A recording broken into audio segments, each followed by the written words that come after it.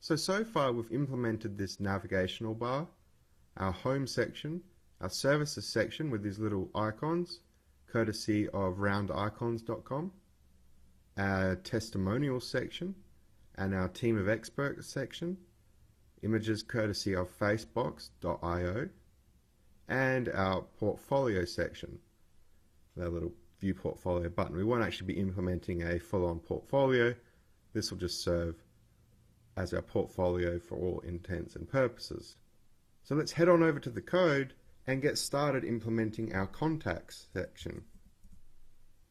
So we're going to have a div, an ID equal to contact,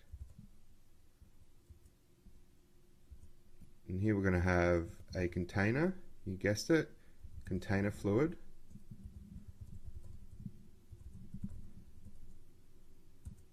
We're going to have a page header,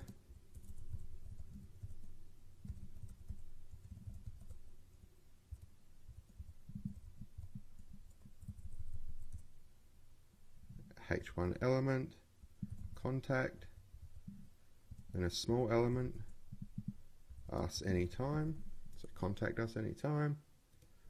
Now we're going to have a form. We're just going to leave the action with a hash symbol and a method of get. We won't be implementing any server-side processing, so we'll just leave this as a placeholder basically. You can take it to the next level if that's what you would like to do. We're implementing some server-side scripts. A div, the class of form group, part of the Bootstrap semantics, and an input, type of text,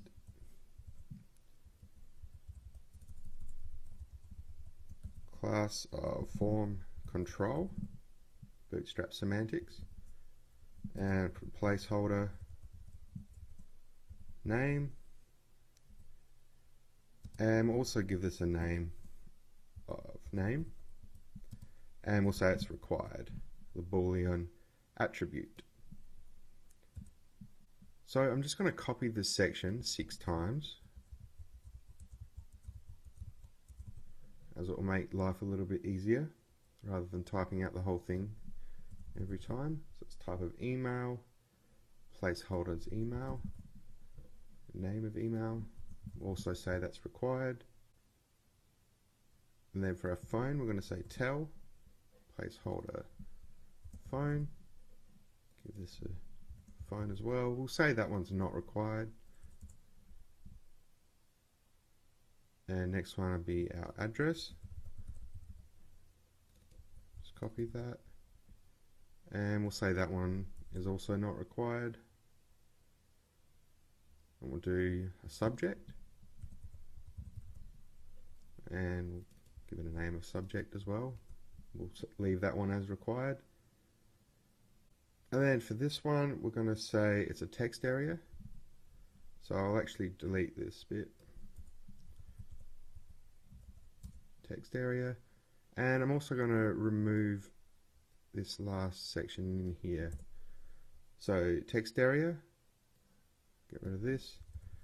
Say class is form control, placeholder equals message.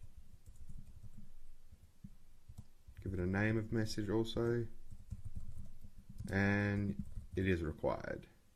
Now we don't need a form group for this last one here. We'll just have an input, type equals submit, class button, button primary, and button large, the value of submit, put capital S in there, aesthetic purposes, and there we go. That is essentially our contact section completed. So let's save this and take a look in the browser. So as you can see, we have this nice little contact form down here running with our button, and the little input fields have quite nice styling for them. So there we have our contact section implemented correctly.